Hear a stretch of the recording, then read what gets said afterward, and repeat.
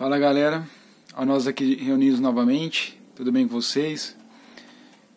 Que a paz de nosso Senhor Jesus Cristo, o amor da Virgem Maria, esteja com cada um de vocês. Então agora a gente vai para o capítulo 17 e 18 do Evangelho de São Mateus. Em nome do Pai, do Filho e do Espírito Santo. Amém. Vinde, Espírito Santo, enchei os corações dos vossos fiéis e acendei neles o fogo do vosso amor. Enviai o vosso Espírito, e tudo será criado, e renovareis a face da terra. Oremos. Ó Deus, que instruíste os corações dos vossos fiéis com a luz do Espírito Santo, fazei que apreciemos retamente todas as coisas, segundo o mesmo Espírito, e gozemos sempre da sua consolação. Por Cristo, Senhor nosso. Amém. Vamos lá, pessoal. Capítulo 17, versículo 1. 6 dias depois, Jesus tomou consigo Pedro, Tiago e João, seu irmão, e conduziu-os à parte a uma alta montanha. Lá se transfigurou na presença deles. Seu rosto brilhou como o sol. Suas vestes tornaram-se resplandecentes de brancura. E eis que apareceram Moisés e Elias, conversando com ele. Pedro tomou então a palavra e disse-lhe: Senhor, é bom estarmos aqui. Se queres, farei aqui 3 tendas, uma para ti, uma para Moisés e outra para Elias. Falava ele ainda, quando veio uma nuvem luminosa e os envolveu, e daquela nuvem fez-se ouvir uma voz que dizia: Eis o meu filho muito amado, em quem pus toda a minha afeição. Ouvi-o. Ouvindo esta voz, os discípulos caíram com a face por terra e tiveram medo.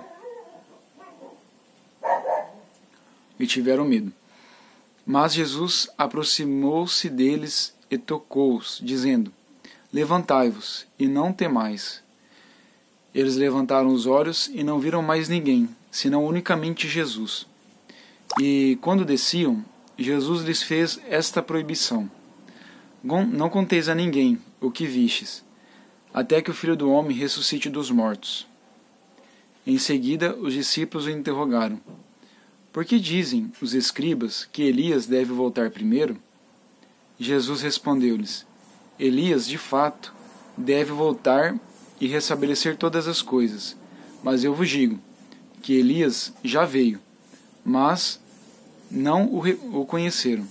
Mas antes fizeram com ele quanto quiseram. Do mesmo modo, farão sofrer o Filho do Homem. Os discípulos compreenderam, então, que ele lhes falava de João Batista.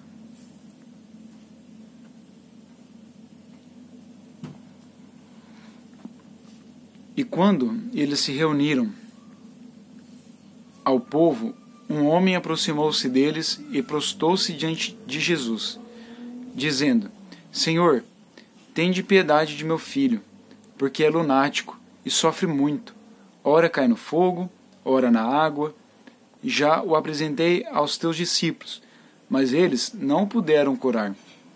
Respondeu Jesus: Raça incrédula e perversa, até quando estarei convosco? Até quando hei de aturar-vos? Trazei-mo.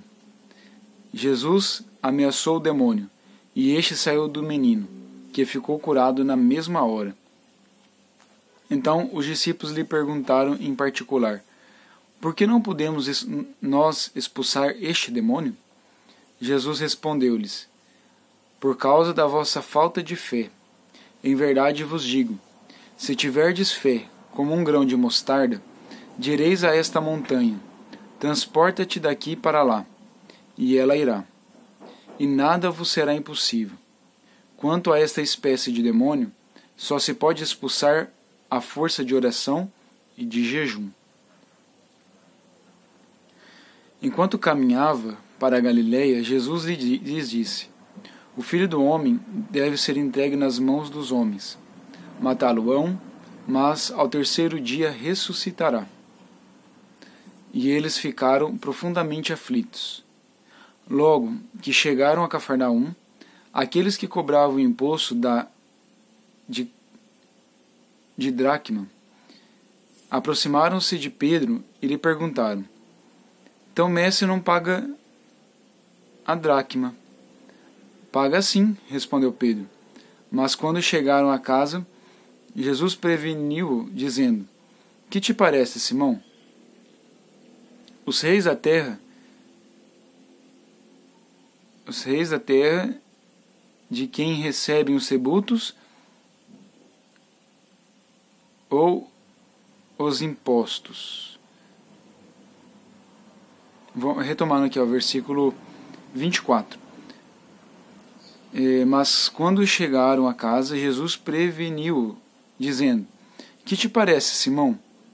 Os reis da terra de quem recebem os tributos ou os impostos? De seus filhos ou dos estrangeiros? Pedro respondeu: dos estrangeiros.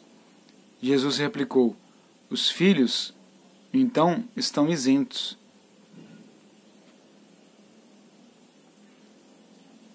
Mas não convém escandalizá-los. Vai ao mar, lança o anzol, e ao primeiro peixe que pegares, abrirás a boca, e encontrarás um estatere. Toma-o, e dá-o por mim e por ti. Vamos ver aqui no rodapé o que significa essa parte aqui. Olha lá, versículo 25, isentos. Quer dizer, Jesus, como Filho de Deus que era, não estava sujeito a este imposto. Mas, de qualquer forma, ele pagava para não escandalizar. Statari é uma moeda de prata que equivalia a 4 dracmas.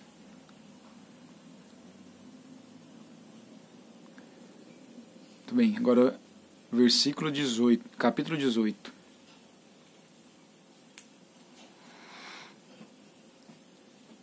Neste momento, os discípulos aproximaram-se de Jesus e perguntaram-lhe: quem é maior no reino dos céus?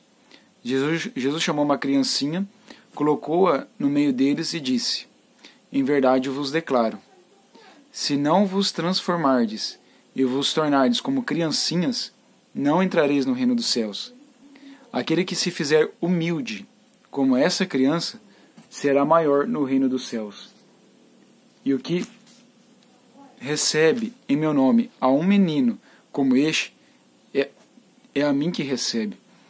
Mas se alguém fizer cair em pecado um destes pequenos, que creem em mim, melhor fora que lhe atassem ao pescoço a mó de um moinho e o lançassem no fundo do mar. Ai do mundo por causa dos escândalos. Eles são inevitáveis, mas ai do homem que os causa. Por isso, se tua mão ou teu pé te fazem cair em pecado, corta-os e lança-os longe de ti. É melhor para ti entrares na vida coxo ou manco, que tendo 2 pés e 2 mãos, seres lançado no fogo eterno. Se teu olho te leva ao pecado, arranca-o e lança-o longe de ti. É melhor para ti entrares na vida cego de um olho, que seres jogado com teus 2 olhos no fogo da geena. Guardai-vos de menosprezar um só destes pequenos, porque eu vos digo que os seus anjos no céu contemplam sem cessar a face de meu Pai que está nos céus, porque o Filho do Homem veio salvar o que estava perdido. Que vos parece? Um homem possui 100 ovelhas. Uma delas se desgarra. Não deixa ela as 99 na montanha, para ir buscar aquela que se desgarrou? E se a encontra, sente mais júbilo do que pelas 99 que não se desgarraram? Assim é a vontade de vosso Pai Celeste, que não se perca um só destes pequeninos. Se teu irmão tiver pecado contra ti, vai e repreende-o entre ti e ele, somente. Se te ouvir, terás ganho teu irmão. Se não te escutar, toma contigo 1 ou 2 pessoas, a fim de que toda a questão se resolva pela decisão de 2 ou 3 testemunhas. Se recusa a ouvi-los, dize-o à igreja. e se recusar a ouvir também a igreja, seja ele para ti como um pagão e um publicano. Em verdade vos digo, tudo o que ligardes sobre a terra será ligado no céu, e tudo o que desligardes sobre a terra será desligado no céu. Digo-vos ainda, se 2 de vós se reunirem sobre a terra para pedir seja o que for, consegui-lo-ão de meu Pai que está nos céus. Porque onde 2 ou 3 estão reunidos em meu nome, aí estou eu no meio deles. Então Pedro se aproximou dele e disse, Senhor, quantas vezes devo perdoar a meu irmão quando ele pecar contra mim? Até 7 vezes? Respondeu Jesus, não te digo até 7 vezes, mas até 70 vezes 7. Que equivale a sempre, né? Nós sabemos que isso significa sempre. Então vamos lá no versículo 23. Por isso, o reino dos céus é comparado a um rei que quis ajustar contas com seus servos. Quando começou a ajustá-las, trouxeram-lhe um que lhe devia 10.000 talentos. Como ele não tinha com que pagar, seu senhor ordenou que fosse vendido, ele, sua mulher, seus filhos e todos os seus bens para pagar a dívida. Este servo então prostou-se por terra diante dele e suplicava-lhe, dá-me um prazo e eu te pagarei tudo. Cheio de compaixão, o senhor o deixou ir embora e perdoou-lhe a dívida. Apenas saiu dali, encontrou um dos seus companheiros de serviço, que lhe devia 100 denários, agarrou-o na garganta e quase o estrangulou, dizendo, paga o que me deves. O outro caiu-lhe aos pés e pediu, dá-me um prazo e eu te pagarei. Mas sem nada querer ouvir, este homem o fez lançar na prisão até que tivesse pago sua dívida. Vendo isto, os outros servos, profundamente tristes, vieram contar a seu senhor o que se tinha passado. Então o senhor o chamou e lhe disse, servo mau, eu te perdoei toda a dívida, porque me suplicaste. Não devias também tu compadecer-te de teu companheiro de serviço, como eu tive piedade de ti? E o senhor, encolerizado, entregou-o aos algozes, até que pagasse toda a sua dívida. Assim vos tratará meu Pai Celeste, se cada um de vós não perdoar seu irmão de todo o seu coração. Palavra da salvação. Glória a vós, Senhor. Muito bem, então, que a Virgem Maria então nos faça entender a palavra e colocá-la em prática. Então, louvado seja nosso Senhor Jesus Cristo, para sempre seja louvado. Em nome do Pai, do Filho e do Espírito Santo. Amém.